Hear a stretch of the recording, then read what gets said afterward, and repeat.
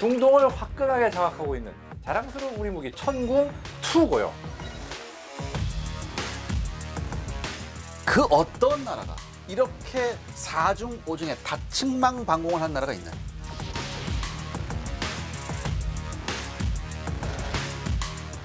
무려 100%의 명중률을 보였다. 잘못하면 세상에 나오지 못할 뻔한 위기가 있었다고요. 네.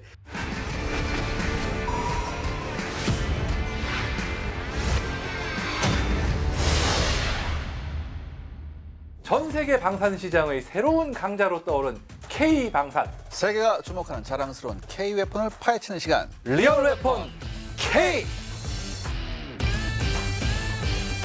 오늘 주제는 또 특별한 주제라고 제가 들었습니다. 미사일인데 네. 미사일을 잡아요. 미사일인데 미사일 잡. 예, 하늘이 내린 활. 예. 천궁입니다. 굉장히 힘든 건데 이거.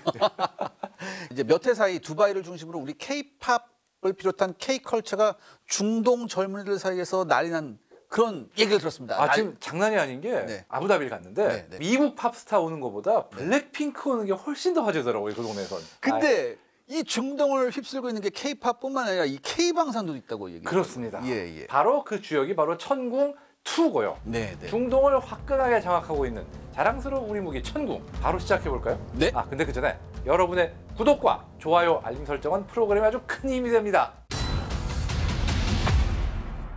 천궁2가 전 세계에 주목을 받고 있는데 2가 있다는 거는 1이 존재한다는 말이죠. 네. 천궁1에 대해서 잠시 알아보고 갈까요? 네. 이 개발 배경은 뭘까요? 90년대 말이었죠. 우리나라 방공망은 2000년대 초반까지 솔직히 말해서 좀 떨어진다는 얘기가 많았어요.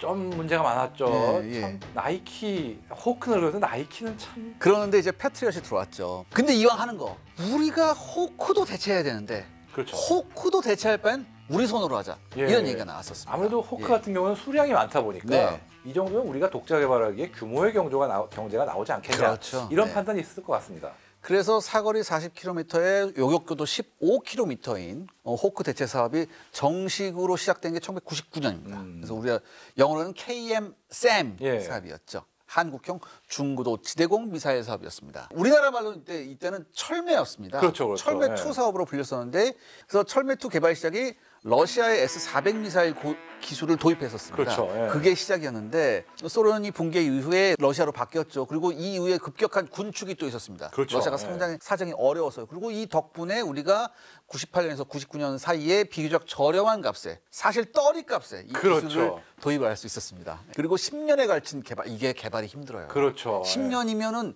굉장히 전 잘한 거라고 봅니다. 그 정도면? 10년. 예. 그리고 이 과정에서 8차례의 발사 시험을 거친 끝에 2011년 12월 15일에 우리가 완성을 선언했고요. 철매가 아닌 하늘의 활이라는 이름으로 다시 이름을 바꿉니다. 그래서 천궁이 나오게 됐죠. 그래서 2015년부터 배치가 시작돼서 2020년 4월에 마지막으로 군에 인도가 됐습니다. 예. 러시아의 S-400의 기술을 기반으로 했다고 하지만 미사일 자체는 이 패트리엇 팩3와 유사한 면이 있다. 그 방식을 택했다. 이런 얘기가 있네요. 하이브리드네요. 네, 그러네요. 이게 원래 고정된 날개나 카나드 없이 뒤쪽에 꼬리 조종 날개가 4개밖에 없는데 이걸로 그렇게 급격한 기동을 할 수 있을까? 이렇게 생각을 할 수 있잖아요. 그렇죠. 근데 측 추적기가 있습니다. 그러니까 옆에서 이제 분사구가 있죠. 분사구에서 이제 촥촥촥 하면 이게 훨씬 급격한 기동에서는 이게 가장 효과적이잖아요. 그렇죠. 예. 그래서 이런 초소형 로켓 모터를 넣어서 이제 측추적기를 사용하게 되는데요. 그리고 사실 우리는 그래도 S-400하고 또 다른 게 뭐냐면 이 S-400은 발사 후에 단 한 번만 측추적기를 쓸 수 있습니다. 그런데 우리나라 천궁은 이 측추적기는 발사 후 한 번, 그다음에 종말 단계에서 다시 한 번 이걸 사용할 수 있대요. 그래서 훨씬 민첩한 표적에 대해서도 정교한 대응이 가능하다. 이런 얘기가 있습니다. 그렇군요. 그리고 미사일 유도는 일단 발사 초기에는 관성확법, 즉 미리 입력된 위치를 향해서 쭉 날아가다가 지상에서의 유도에서 목표 방향으로 방향을 바꾸는 방식으로 전환된다고 합니다. 그리고 마지막 단계에서는 미사일 자신이 갖고 있는 레이더 탐색기로 목표를 직접 찾아 정확하게 명중하는 이른바 종말 액티브 유도 방식을 채택했다고 하죠. 그렇기 때문에 매우 높은 명중률을 기대할 수 있고 또 이게 장점이 만약에 어떤 상황이 생겨가지고 중간에 우리가 유도를 못한다 그래도 이 미사일이 자체 탐색기를 켜서 탐색하다가 목표가 있다 그러면 찾아갈 수 있기 때문에 완전히 쏘고 잊어버리는 방식으로 발사 후 망각 방식으로 아쉬운 대로 운용할 수 있다. 이런 그러니까 이런 장점들뿐만 아니라 천궁은 호크나 패트리엇에 비해서 시스템 구성이 단순화돼요. 그렇죠. 패트리엇 취재 가보셨죠? 아, 그렇죠. 야, 어마어마해요. 아, 근데 패트리엇은 양반인 게 네. 호크는 진지 이동이 아니라 네. 이사하는 거예요, 완전히. 예. 근데 여기 보시면 이게 천궁이에요, 여러분들. 이 천궁은 요 시스템 하나가 그냥 이동하면 되잖아요. 그렇죠. 그냥 예. 트럭에, 그러니까 막말로 쉽게 말해서 트럭에 실어서 그냥 가면 되는 거예요. 그렇기 때문에 굉장히 높게 평가를 받았어요. 이런 발사 및 이 철수가 빠른 것에. 예. 그런데 이 천궁의 구성 어떻게 될까요? 천궁은 이제 크게 나눠가지고 네.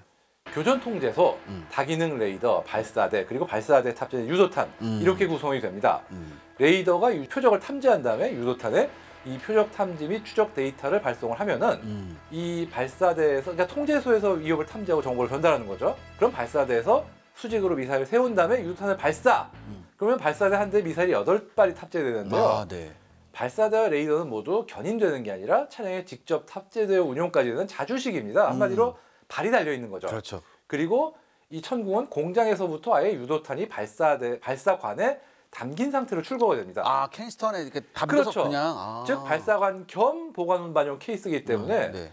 재장전도 따로 미사일을 빼가지고 발사대에 끼고 이런 게 아니라 발사관을 통째로 바꾸는 그런 방식입니다. 아, 그냥 카트리지를 통째로. 그렇죠. 아. 그렇기 때문에 미사일 자체를 따로 들어가지고 발사대에 끼워야 되는 이 호크보다 재장전이 엄청나게 편리하고 빠르죠. 아유, 호크 보셨잖아요. 막 무슨 뭐 궤도 달린 뭐 그 운반 차량에 와가지고 미사일 들어가지고 뻘뻘 와가지고 발사 보다가 막 답답해서 죽을 것 같아요, 진짜. 발사 차량이 참고로 하는 일은 필요한 자리에 멈춘 뒤 미사일 발사관을 딱 세우는 것뿐 이거밖에 없는 거예요, 진짜. 소요 시간을 줄인다는 건 엄청난 기술이고 생존성에 엄청난 장점이 됩니다. 네, 맞습니다. 이거 이 얘기가 나온 김에 이 천궁에 적용된 기술력에 대해서 조금 더 알아보면요.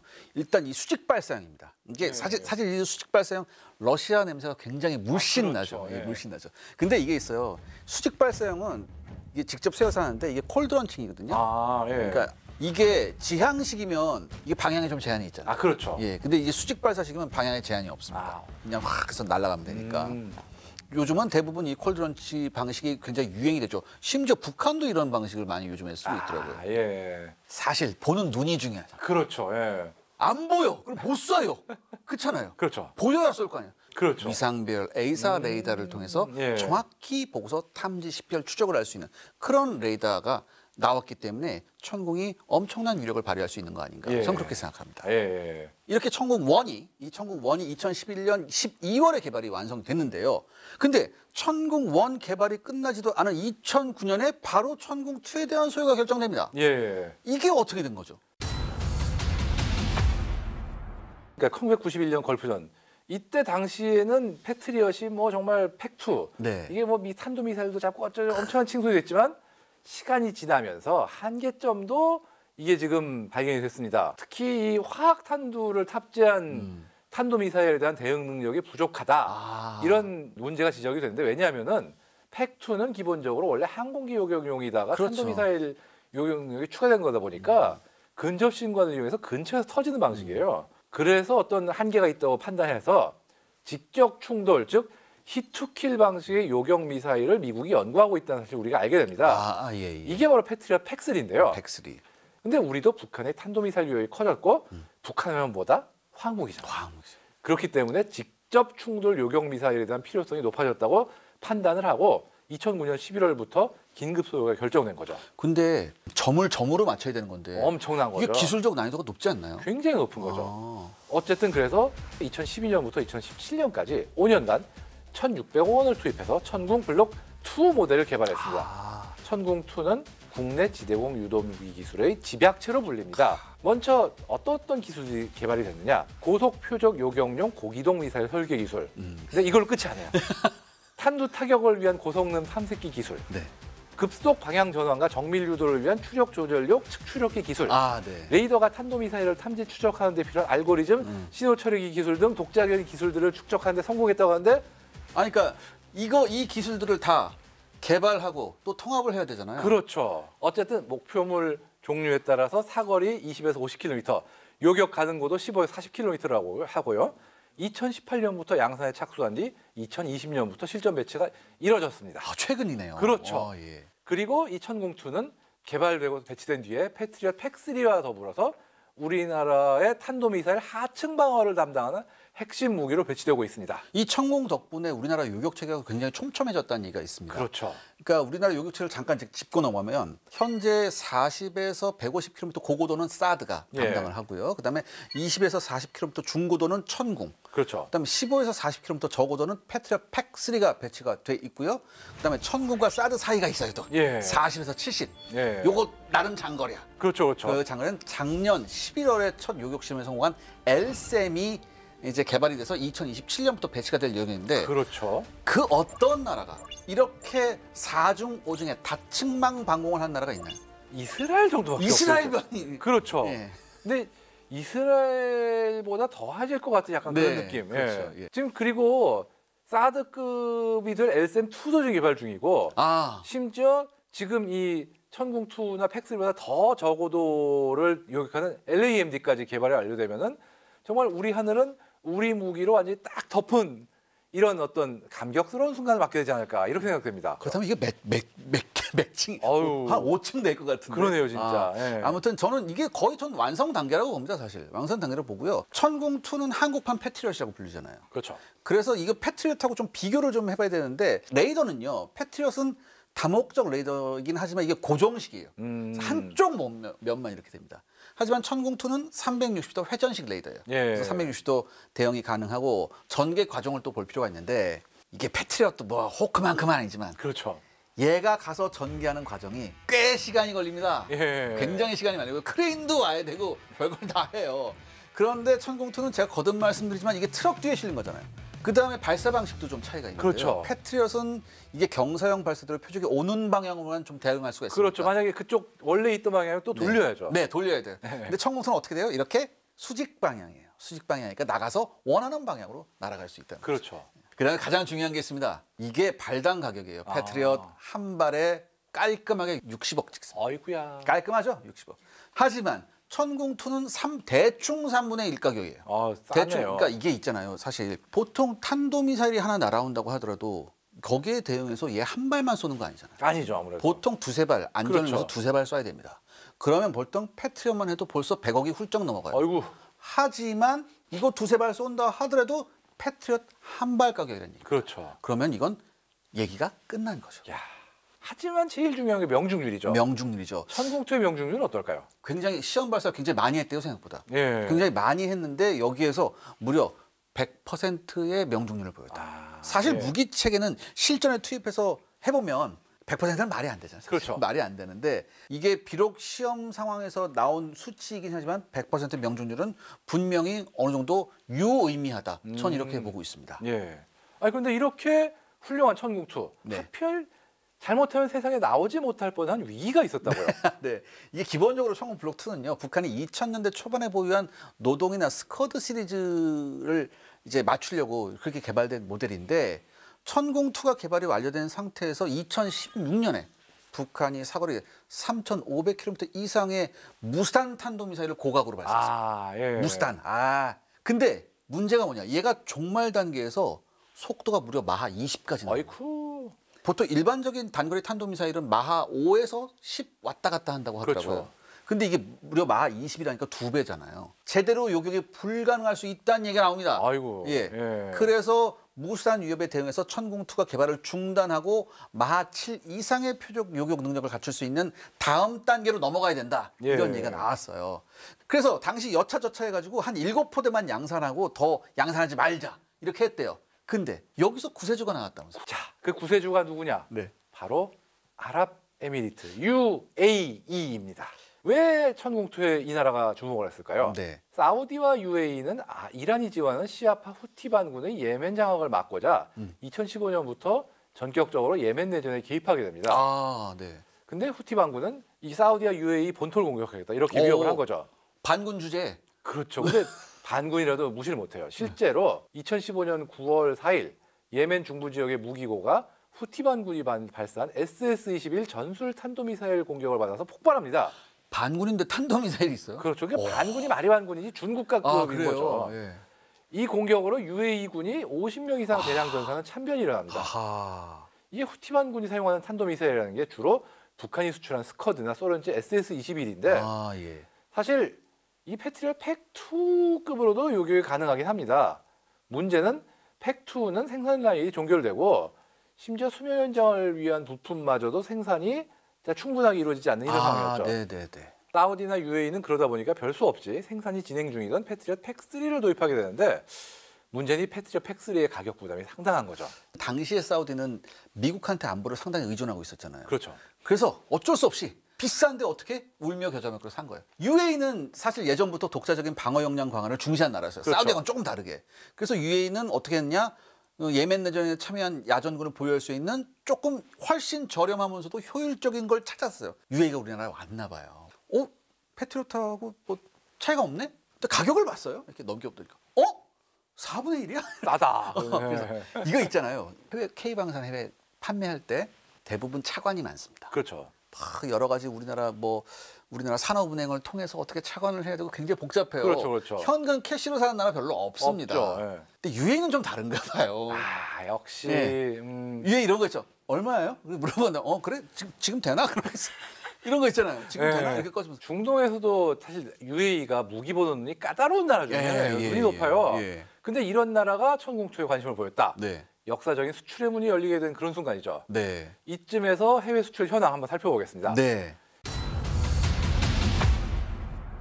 일단 2021년 아랍에미리트에 결국 수출이 성공합니다. 예. 당시 경쟁 상대가 미국의 패트리엇 팩3, 프랑스, 이탈리아의 에스터 30, 이스라엘과 인도의 바락 8과 경합을 펼칩니다. 만만치 않았네요. 그렇죠. 이스라엘이 있었죠. 네. 그런데 이 막판에 결국 이스라엘하고 저울질이 있었지만 사실 이게 아무리 그래도 중동 국가가 이스라엘제 무기는 사실 아랍에미리트는 몇 년 전까지도 이스라엘 입국 비자가 찍힌 여권은 입국이 안 된다는 얘기까지 있었어요. 지금은 아니지만 그나마 이제 최근에 이제 수교되면서 그렇죠. 이제 좀 그렇게 결국은 천궁2가 선택이 됐고 2021년 11월 아랍에미리트 국방부에서 천궁을 구매할 계획이라고 공식 발표했습니다. 계약 규모는 35억 달러로 알려졌죠. 그 이후에 UAE에 실전 배치된 천궁2가 현지 시험 발사를 했는데 목표였던 탄도미사일을 정확히 또 직격으로 안전 파괴를 했습니다. 그만큼 우수성이 널리 입증된 사례가 된 거죠. 그리고 마침내 2023년 사우디아라비아, 2024년 2월 6일에는 사우디에 대한 천궁2 수출 계획이 성사되었다. 이런 기사가 나옵니다. 해당 계약은 2023년 11월에 이루어진 것이 나중에 엠바고 풀려가지고 공개가 된 거죠. 계약 규모는 천궁2의 10개 포대 32억 달러 정도입니다. 그리고 이라크. 9월 20일 이라크 국방부와 LIG 넥스원 간의 수출 계약이 체결됐습니다. 도입 규모가 8개 포대에 26억 달러라고 하네요. 참고로 중동 수출력은 천궁 MFR, 즉 다목적 레이더의 성능 개량형을 공급하고 있는데 능동 위상배형 레이더를 탑재해가지고 탐지 추적 능력을 향상하고 사막의 고온과 모래먼지 등을 고려해 개발됐다고 합니다. 2023년에 해외방산 전시장 갈 기회가 있어서 한번 가봤어요. 가봤는데 제가 놀라운 광경을 봤습니다. 뭐냐면 LIG 넥스원 부스에 그 중동의 여러 국가의 소령 중령들에 대한 그 문의 줄이 끊이지 않았습니다. 제가 그걸 목격했어요. 현직에 있는 가장 그 핵심적인 그 인원들은 이 LIG 넥스원의 요격 체계에 대해서 엄청난 관심을 갖고 있다고요. 그리고 굉장히 실질적인 질문이 굉장히 많았었거든요. 그러니까 거기에 대해서 LIG 넥스원의 직원들이 여러 명이 와서 거기에 대해서 굉장히 소상한 답변을 해주고 엄청난 그 관심을 받는 걸 제가 직접 목격을 했었습니다.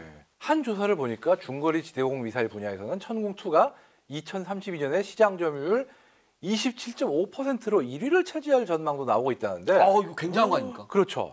이제 희망을 품고 계속 응원을 해야겠네요. 그러니까 우리나라 공군이 팩3하고 천궁 1, 2로 개발된 방공망을 운용 중에 있는데 이게 주한미군의 사드와도 연합작전을 수행할 수 있고요. 따라서 천궁 1, 2는 이미 미군 장비와의 상호 운용성이 어느 정도 확보됐다. 저는 이렇게 보거든요. 더군다나 이 사우디하고 UAE도 미국산 팩3를 쓰고 있고 사드도 쓰고 있단 말이죠. 그렇죠. 그러니까 우리나라 군의 운용 경험이 이들 국가가 주목하는 이유가 있습니다. 그다음에 전 편집에 이것도 생각합니다. 우리 군이 쓴다 그러면 어느 정도 검증이 된 거거든요.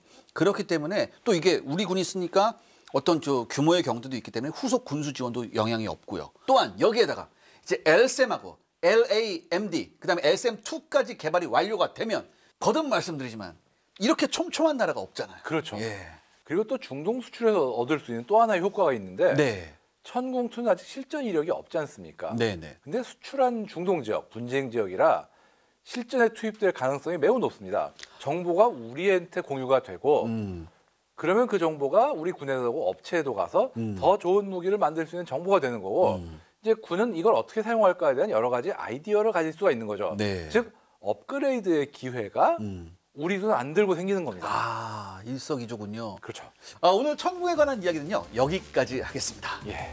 천궁 얘기를 하다 보니까 LSAM, LAMD 등 앞날이 기대되는 우리 미사일 체계가 많지 않습니까? 네. 그만큼 리얼 웨폰 K에서 이야기할 거리도 많다는 거겠죠. 맞습니다. 어쨌든 자랑스러운 K 무기에 대한 이야기는 계속됩니다. 대한민국이 세계 4대 방산 강국이 되는 그날을 염원하며 다음 시간에 더 유익한 이야기로 찾아오겠습니다. 감사합니다.